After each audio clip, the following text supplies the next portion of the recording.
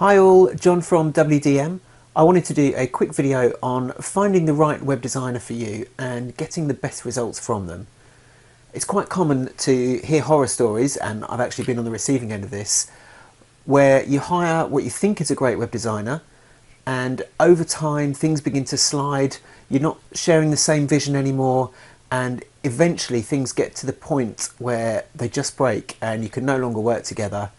The designer feels like they've been put out, you feel like you've wasted time, effort and money, and you don't have the product you wanted at the end to show for it. So I want to help you avoid those pitfalls, and so first up, let's look at expectations. It's important that you and your designer set the right expectations in the beginning. It may be tempting to go with that designer that simply says yes to everything without questioning deeper, but if they're not questioning, then they may not fully understand what it is you need.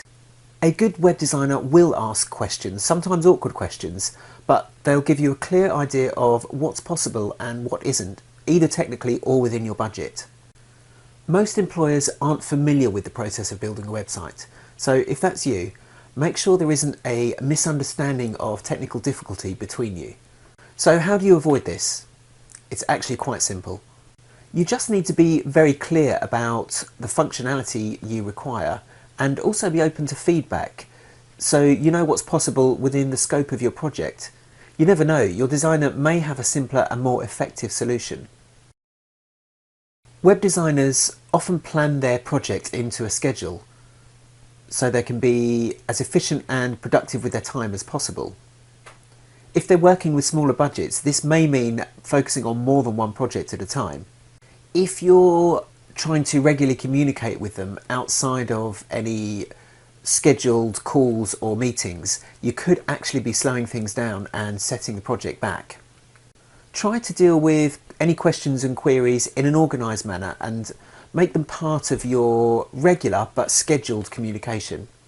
Similarly, if you're due to provide any files, images or content, try and stick to the agreed deadlines, and if that's not possible, then give as much notice as possible so that your time can be allotted elsewhere. Your proposal should be based around everything you talk about with your designer at the consultation stage, and the cost should reflect that. If you change your mind about what you need, this can affect the timeline and the bottom line. Most designers have their specialities and core skills, so it's not unusual for a designer to subcontract work out to others. So adding on work like this can end up wiping out any profits as they pay for work they hadn't bargained for. Having said that, it's quite rare that there are no changes once a project begins. As things start to progress, new ideas for design or functionality are sparked, and we hear that dreaded phrase, "It would be great if we could just..." This is called scope creep, and it can ruin a great project. This probably isn't what you want to hear, but the best way to avoid scope creep and keep the project on track is for the web designer to stand their ground. If you need new things that aren't within the scope of the project, then make it part of a phase 2. Having a phase 2 is a great way to get clarity and finalise your project, as it allows you to bring all those new ideas to life in a structured way, and you already have all the information from phase 1. Communicating your design vision across using just words can be extremely difficult, so get some visuals. One way to do this is to use Pinterest. With Pinterest you can create a board, and on that board you can add all the brands, images, colours and fonts that you like. If there are other websites you like the look of, this can also be a good way to communicate your vision across, but don't ask them for a carbon copy. Tell them specifically what you like about that website. Now this one is often forgotten, but technology changes so rapidly and the software that powers your website is no exception. If you don't keep your website secure and up to date, then it's inevitable that problems will start to creep in.